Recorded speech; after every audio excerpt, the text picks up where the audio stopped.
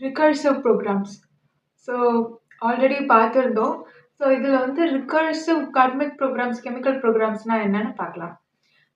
ஒரு நபர், ஒரு சோல் அப்படின்னு நீங்க எடுத்துக்கிட்டீங்கன்னா, அந்த உடம்புல எப்படி இணையும்னா, சோலுக்கான தரவுகளும், அந்த உடம்புல இருக்கக்கூடிய பஞ்சேந்திரியங்கள்ல இருக்கக்கூடிய தரவுகளும் ஒரே மாதிரி இருக்கும்போது, அந்த உடல அந்த சோல் எடுக்குது. கான்ஷியஸ்னஸ் எடுக்குது. அப்படி இருக்கும்போது, அதே ரத்த வம்சாவழியில தான் அதே ட்ரேஸஸ் வந்து அடுத்தடுத்து கடத்தப்பட்டுக்கிட்டே இருக்கும். அப்போ அங்க பிறந்தவங்க தான் அடுத்தடுத்து அதே வம்சாவழியிலே பிறப்பாங்க. இதுதான் நாம வந்து எங்க தாத்தாவே திருப்பி பொறந்திருக்காரு, எங்க அப்பாவே திருப்பி பொறந்திருக்காரு அப்படின்னெல்லாம் நம்ம சொல்லிக்கிட்டு இருக்கோம். ஸோ தரவுகள் ரொம்ப முக்கியம். அதனால தான் இம்மார்ட்டல்ன்னு வரும்போது, டிஎம்டி ஃபுல்லா உடம்பு ஃபுல்லா ஃப்ளஷ் ஆயிட்டு, அத வந்து ஒரு சிப்ல அதுக்கு முன்னாடியே நம்ம அந்த மெமரீஸ் எல்லாத்தையும் ஒரு சிப்ல பதிவு பண்ணி, அத நாம எக்ஸ்டர்னலா நாம அட்டாச் பண்ணிட்டு வாழுற அந்த வாழ்க்கை வேண்டான்னு நான் தவிர்த்ததுக்கு காரணம், இந்த தரவுகள் மொத்தமுமே போயிடும். அப்படி இருக்கும்போது உணர்வுகளே பெருசா இருக்காது. நீங்க வெளிப்படுத்தக்கூடிய உணர்வுகளே உங்க பஞ்சேந்திரியத்துல இருக்கக்கூடிய அந்த தரவுகள வச்சு தான் நீங்க சந்தோஷமா சிரிக்கிறது. சிரிக்கிறீங்கன்னா ஸ்ப்ளீன் நல்லா இருக்குன்னு அர்த்தம். இல்லையா? நீங்க சிரிக்கிறது, அப்புறம் வந்து நீங்க யோசிக்கிறது, எல்லா உணர்வுகளுமே எதுல இருந்து வருது? இந்த பஞ்சேந்திரியத்துல இருந்து உங்களுக்கு ஃபுல் நியூரல் நெட்வொர்க்ல இருந்து வருது. அதுல இருக்க தரவுகள எடுத்துட்டோம் அப்படின்னு சொன்னா, நீங்க ஒரு ரோபோட் மாதிரி ஆயிடுவீங்க. இம்மார்ட்டலா இருக்கலாம். ஆனா அது ரோபோட் மாதிரி இருக்கும். அதனால தான் அது இல்லாம மத்த ஆல்டர்னேட்டிவ் மெத்தட்ஸ் வந்து நான் சஜெஸ்ட் பண்ணேன். ஸோ இந்த ரிகர்சிவ் ப்ரோகிராம் அப்படின்னும்போது, நீங்க பிறந்ததுக்கு அப்புறம் உங்க வாழ்க்கையில நீங்க ஒரு கஷ்ட காலத்த சந்திப்பீங்க. குண்டலினி வந்து அவேக்கன் ஆனதுக்கு அப்புறம். அப்போ உங்ககிட்ட இருக்க அந்த தரவுகள் தான் மிதமிஞ்சும். இப்ப நீங்க பிறந்துட்டீங்க. இப்போ உங்களுக்கான அந்த தரவுகள் மிதமிஞ்சுது. குண்டலினி ஆக்டிவேட் ஆனதுக்கு அப்புறம். அப்போ உங்களுக்கு அந்த விஷயங்கள ஈர்ப்பீங்க. அதுல என்ன கெமிக்கல் ப்ரோகிராம் இருக்கோ, என்ன கர்மிக் ப்ரோகிராம் இருக்கோ, அந்த விஷயங்கள் தான் உங்களுக்கு நடக்க ஆரம்பிக்கும். ஸோ அதெல்லாம் நடக்க ஆரம்பிக்குதுன்னு வச்சுக்கோங்க. உங்களுக்கு வந்து உங்க லைஃப்ப வந்து யாரோ ஒருத்தவங்க ஸ்பாயில் பண்றாங்க, கஷ்டப்படுத்துறாங்க. அதுக்கப்புறம் அதுலருந்து நீங்க தாண்டி அந்த ஃபேஸ தாண்டி நீங்க வந்துட்டீங்க. அப்போ உங்களுக்கு அது வந்து நியூட்ரலைஸ் ஆயிடுச்சு. இப்ப நீங்க நல்லா இருக்கீங்க. அப்போ உங்க சோல் என்ன இருக்கு? இப்போ பேலன்ஸ் ஆயிருக்கு. எதுக்குன்னே தெரியாம நீங்க விலையா குடுத்த ஒரு விஷயம். இல்லையா? அது அந்த கஷ்டம்லாம் நீங்க பட்டீங்க. அதுக்கப்புறம் உங்க சோல் வந்து பேலன்ஸ் ஆயிடுச்சு. இப்போ இதோட நீங்க நல்லதே செஞ்சுட்டு அப்படியே போயிட்டீங்க அப்படின்னா, உங்க சோல்ல அந்த தரவுகள் என்ன ஆயிடும்? போயிடும். அந்த தரவுகள் வந்து கழிஞ்சிடும். வேற தரவுகள் வந்து உங்களுக்கு நீங்க ஆட் பண்ணிக்கிற மாதிரி இருக்கும். நீங்க சம்பாதிப்பீங்க. எப்படி இருந்தாலுமே இங்க தரவுகள் வந்து மாட்டிக்கிட்டே தான் இருக்கும். ஸோ இந்த மாதிரி இருக்கும்போது, எந்தவித ப்ராப்ளமும் கிடையாது. ஆனா, என்ன ஆகும் அப்படின்னு சொன்னா, இந்த கெமிக்கல் ஈக்விலிபிரியம் நடந்துகிட்டே இருக்கு இல்லையா? அப்ப அது என்ன பண்ணும்? இவங்கள வந்து இந்த புரோகிராமாவே அந்த இயங்கியல் வந்து கன்சிடர் பண்ணும். இப்ப இவங்களுக்கு ஒரு பெண் சாபம் இருக்குன்னா, இவங்க வாழ்க்கைய எல்லாரும் கெடுத்திருக்காங்கன்னு வச்சுக்கோங்களேன். இவங்களுக்கு வந்து அந்த விஷயம் வந்து எதிர்பாராம நடந்துரும். இவங்களுக்கு என்னன்னு புரியறதுக்குள்ளேயே அது தட தடன்னு நடந்து முடிஞ்சிரும். ஸோ அவங்களுக்கு அந்த ஆதங்கம் இருக்கும். அதுக்கப்புறம் என்ன பண்ணுவாங்க, இவங்க மத்தவங்கள எல்லாம் வந்து இவங்க வந்து இவங்களுக்கு உலகம் என்ன செஞ்சதோ அத செய்ய ஆரம்பிப்பாங்க. அப்படி செய்ய ஆரம்பிக்கும்போது என்ன ஆகும், திருப்பி அவங்க ரிகர்சிவா அதுக்கே கடமைப்படுவாங்க. ஸோ இதுதான் வந்து ரிகர்சிவ் ப்ரோகிராம். திருப்பி அவங்க ஒரு அ லைஃப் டைம் எடுத்தாலும், அந்த கான்ஷியஸ்னஸ் திருப்பி வேற எங்கேயாவது ஒரு உடல் எடுத்தாலுமே, இதே வாழ்க்கைய தான் திருப்பி அவங்க வாழ்வாங்க. அவங்க வாழ்க்கைய இன்னொருத்தவங்க கெடுப்பாங்க. இவங்க கொஞ்சம் நல்ல நிலைமைக்கு வளர்ந்த உடனே, இவங்க மத்தவங்க வாழ்க்கையெல்லாம் கெடுப்பாங்க. ஸோ இது போயிட்டே இருக்கும் ரிகர்சிவா. இது வந்து பிறவி சுழற்சி இருந்துகிட்டே இருக்கும். அப்போ இம்மோர்டாலிட்டி அப்டின்னா என்னன்னா, அதோ இப்போ நம்ப இயங்கியல்ல நடக்கிற மாதிரி, இப்படி ஒரு டைம் வரும். இந்த டைம்ல வந்து களி முத்துறதுன்னு சொல்லுவாங்க. களி முத்துறதுன்னா என்னன்னா, நெறைய மனிதர்கள் வந்து பிறக்கிற அந்த டைம். மரபு முறுகேறுற அந்த டைம். ஸோ முத்துனதுக்கு அப்புறம் என்ன ஆகும்?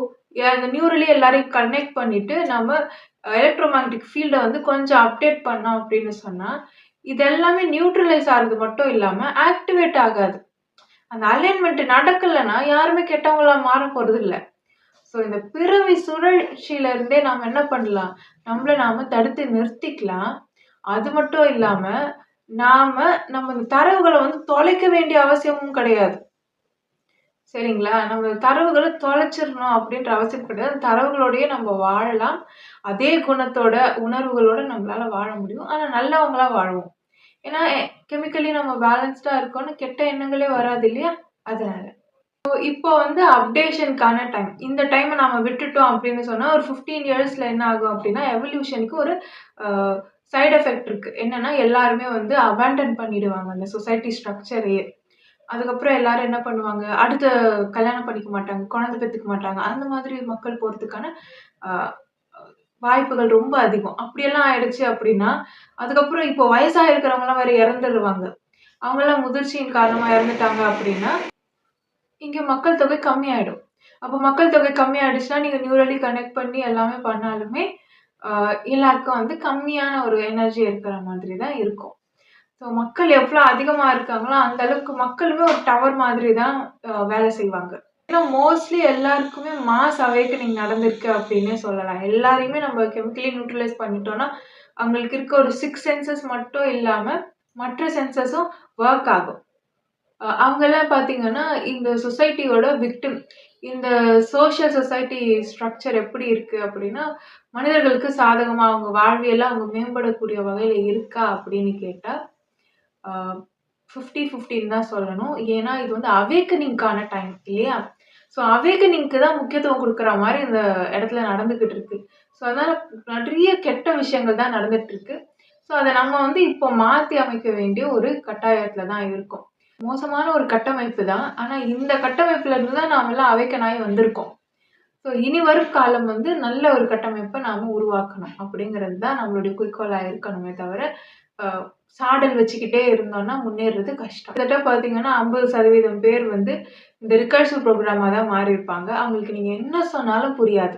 அவங்க லோ ஃப்ரீக்வன்சி வைப்ரேஷன்ல இருக்கக்கூடிய எமோஷன்ஸ மட்டுமே வெளியிடுவாங்க.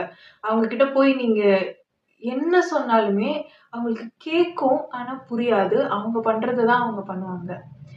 ஸோ இவங்க கிட்ட போய் நம்ம நல்லா வாழலாம், சந்தோஷமா வாழலாம், அப்படியெல்லாம் வாழ்றதுக்கு வாய்ப்பு இருக்குன்னு சொன்னாலுமே, அவங்க வந்து அத புரிஞ்சுக்கிற பக்குவம் அவங்களுக்கு இருக்காது. இது ஒரு நோய், இது கெமிக்கல் இம்பேலன்ஸ், நீங்க நினைக்கிறது சரியில்ல, நீங்க நினைக்கிறது ரியாலிட்டி இல்ல அப்படின்னு சொன்னாலுமே, அவங்க அத புரிஞ்சுக்கிற அளவுக்கு மனப்பக்குவம் கிடையாது. ஆனா ஒரு சைக்கியாட்ரிஸ்ட் கிட்ட மீட் பண்ண போற அத்தன பேரையும், அங்க உட்கார்ந்துட்டு இருக்கக்கூடிய கிளினிக்ல இருக்கக்கூடிய வெயிட்டிங் ஹால்ல இருக்கக்கூடிய பீப்பிள் எல்லாம் பார்த்தீங்கன்னா, வந்திருக்கவங்க எல்லாருமே வந்து கொஞ்சம் பூசுனா மாதிரி இருப்பாங்க. ஸோ ஏன் அப்படி இருக்காங்கன்னா, அவங்க எல்லாருமே ஆல்கலின் கொஞ்சம் குண்டா இருப்பாங்க. குண்டுன்னு சொல்ல முடியாது, பூசுனா மாதிரி இருப்பாங்க. ஆனா ஒல்லியா இருக்க யாருமே மோஸ்ட்லி பார்த்தீங்கன்னா, இந்த டீனேஜ்லயும் சரி, ஒரு மிடில் 30ஸ், 40ஸ்ல இருக்கவங்கலாம் வந்து ஒல்லியா இருக்கிறவங்களே அங்க வரவே மாட்டாங்க. காரணம், இந்த ஒல்லியா இருக்கிறவங்கலாம் இந்த மாரி மக்கள வந்து டார்ச்சர் பண்ணி, அவங்க வாழ்க்கையில வந்து அவங்கள கஷ்டப்படுத்தி, அவங்கள பேனிக் அட்டாக் வர மாரி பண்ணி, அவங்கள இந்த மாரி ஹாஸ்பிட்டலுக்கு அனுப்புற வேலைய பார்த்துட்டு இருப்பாங்க. ஸோ ஒல்லியா இருக்கிறவங்க வந்து அ குணம் வந்து கொஞ்சம் வித்தியாசப்படும், மாறுபடும். ஸோ இத ஏன் நான் இங்க எக்ஸாம்பிள்க்கு சொல்றேன்னா, ஒல்லியா இருக்கவங்க மோஸ்ட்லி அசிடிக் ட்ரேட்ஸ வந்து வெளிப்படுத்துவாங்க. எல்லாரையும் நான் சொல்லல. ஆனா பெரும்பான்மையானவங்க. இது கொஞ்சம் பூசுனா மாரி இருக்கிறவங்க, குண்டா இருக்கிறவங்கலாம் பார்த்தீங்கன்னா, கொஞ்சம் தத்தியா இருப்பாங்க. அவங்கள ஈஸியா ஏமாத்திட முடியும். ரொம்ப அன்பா இருப்பாங்க. அவங்க வந்து ஆல்கலின் ட்ரேட்ஸ் எல்லாம் வெளிப்படுத்துவாங்க. இவங்க பார்த்தீங்கன்னா, இவங்க கேரக்டர்லாம் ஒல்லியா இருக்கவங்களுக்கு அசிடிக் ட்ரேட்ஸ வெளிப்படுத்தக்கூடிய கேரக்டர்ஸ் எல்லாம் இருக்கும். ஸோ, நீங்க பார்த்தீங்கன்னா, அவங்களுக்கு புரிய வைக்கிறது அப்படின்றதே கஷ்டமான விஷயம். அவங்க அவங்க பண்றது தான் சரி அப்படின்னு சொல்லுவாங்க. And they were over proud of it. அப்புறம் அது ரொம்ப பேஷனேட்டா, கான்ஃபிடென்ட்டா அத பண்ணுவாங்க. மத்தவங்களுக்கு நாம கஷ்டம் குடுக்குறோமே அப்படின்றது கூட தெரியாது. மத்தவங்கள டார்ச்சர் பண்ணி சிரிக்கிறோம். இது தப்பு அப்படின்னு வந்து அவங்களுக்கு புரியாது. ஸோ இந்த மாதிரி இருக்கிறவங்கள வந்து நாம கியூர் பண்றது அப்படின்றதோ, ஹீல் பண்றது அப்படின்றதோ நம்ம சொன்னாலே அவங்களுக்கு புரியாது. பெஸ்ட் அண்ட் பெட்டர் வே வந்து இந்த சொசைட்டியோட எனர்ஜி ஆர்க்கிடெக்சர பேலன்ஸ்டா நம்ம கன்ஸ்ட்ரக்ட் பண்ணோம்னு சொன்னா, தானாவே அவங்கலாம் மாறிடுவாங்க. அதுக்கு மேலயும் யாராவது கொஞ்சம் டிஃபரெண்ட்டா நடந்துக்கிறாங்க அப்படின்னா, அவங்களுக்கு வந்து பெர்சனலா வந்து அவங்கள வந்து நியூட்ரலைஸ் பண்ணி, ஆல்கலைன் ஆக்கி பேலன்ஸ் பண்ண முடியும். ஸோ, இனி வரும் காலங்கள்ல பார்த்தீங்கன்னா, ஸ்டெம் செல்ஸ் வச்சு இந்த மாதிரியான பிளட் லைன்ஸ்ல இருக்கக்கூடிய லாஸ்ட் மெம்பர்ஸ் உடைய ஸ்டெம் செல்ஸ் எல்லாம் பார்த்தீங்கன்னா, நல்ல முருகேறின மரபுலருந்து வரும் இல்லையா? அதெல்லாம் வச்சு நம்ம மெடிசின்ஸ் வந்து பெர்சனலைஸ்டா நம்மளால தயாரிக்க முடியும். கேட்டகரைஸ் பண்ணி. ஸோ, உங்களோட ஒவ்வொரு ஒரு உடல் உறுப்புகளும் எப்படி வேலை செய்யுது அப்படின்றத பார்த்துட்டு, உங்களுடைய கெமிக்கல்ஸுக்கு ஏற்றாற்போல பர்சனலைஸ்டான மெடிசின்ஸ் வந்து நம்மளால தயாரிக்க முடியும். ஒரு ஹீலரோட பவரே என்னன்னா, அவங்களுக்கு இந்த நோய் இருக்கு அப்படின்னு சொல்லாம, அவங்கள கஷ்டப்படுத்தாம, லோவா ஃபீல் பண்ண வைக்காம, அவங்கள குணப்படுத்துறது தான் ஒரு ஹீலரோட கை தேர்ந்த விஷயமா இருக்கும் இல்லையா? ஸோ ஒருத்தங்கள ஹீல் பண்றோம் அப்படின்னா, நம்ம போயிட்டு உங்களுக்கு நோய் இருக்கு அப்படின்னு நம்மளால சொல்ல முடியாது. பட் அது குணப்படுத்தக்கூடியது. அதுதான் உங்க கேரக்டர் அப்படின்னு கிடையாதுன்றத நம்மளால ஆணித்தனமா சொல்ல முடியும். ஸோ கெட்டவங்க அப்படின்னு ஒருத்தங்க அங்க கிடையவே கிடையாது. அது அவங்க கேரக்டர் அப்படின்னு சொல்லி நம்ம தான் நார்மலைஸ் பண்ணிட்டு இருக்கோம். ஸோ எல்லாராலயும் சந்தோஷமா, நிம்மதியா, ஒரு நல்ல ஃபேமிலி ஸ்ட்ரக்சரோட வாழ முடியும். எப்பவுமே ஆல்கலைனா இருக்கிறவங்கலாம் பார்த்தீங்கன்னா, எண்ணிக்கையில ரொம்ப கம்மியா இருப்பாங்க. இந்த மாதிரி பாதிப்புக்கு உட்பட்டு விக்டிமா மாறி ரிகர்சிவ் ப்ரோகிராம்ஸா மாறுனவங்கலாம் பார்த்தீங்கன்னா, எண்ணிக்கையில அதிகமா இருப்பாங்க. அவங்களுக்கு இவங்கள பார்த்தா பிடிக்காது. ஏன்னா இவங்க கூட்டத்தோட இருப்பாங்க. இவங்க தனியா இருப்பாங்க. இவங்க ஆட் மேன் அவுட்டா இருப்பாங்க. என் கூட சேர்ந்து நீ என்ன மாரி இல்லாம வித்தியாசமா இருந்தாலும் எனக்கு உன்ன பிடிக்காது அப்படின்ற மாரி டார்ச்சர் பண்ணுவாங்க. அண்ட் தென் நீங்க டிஃபரெண்ட்டா இருக்கிறதுனாலே அவங்களுக்கு உங்கள பிடிக்காதுன்றதையும் தாண்டி அ நீங்க அவங்களோட பெட்டர்ன்றத அவங்க உணரும்போது, இன்ஃபீரியரா ஃபீல் பண்ணும்போது, அவங்க இன்செக்யூராவும் ஃபீல் பண்ணும்போது, அவங்க பண்ணக்கூடிய ஒரு விஷயம், உங்கள இழுத்து கீழ போட்டு, உங்க லைஃப்ப ஸ்பாயில் பண்ணி பார்த்து ரசிக்கிறது. ஸோ, இது அப்படியே நடந்துகிட்டே தான் இருக்கு ஒரு லூப்ல. ஸோ, எலக்ட்ரோமேக்னெட்டிக் ஃபீல்ட மாத்தி இந்த அலைன்மென்ட்ட அப்படியே நம்ம ஸ்டாப் பண்ணிட்டோம் அப்படின்னு சொன்னா, திருப்பி இந்த மாரி அலைன்மென்ட் நடக்காது. எல்லாருமே நியூரலி கனெக்டடா இருப்போம். யாரும் ஒருத்தருக்கு ஒருத்தர் கெடுதல் பண்ணிக்க போறது கிடையாது. நன்றி. Love is God.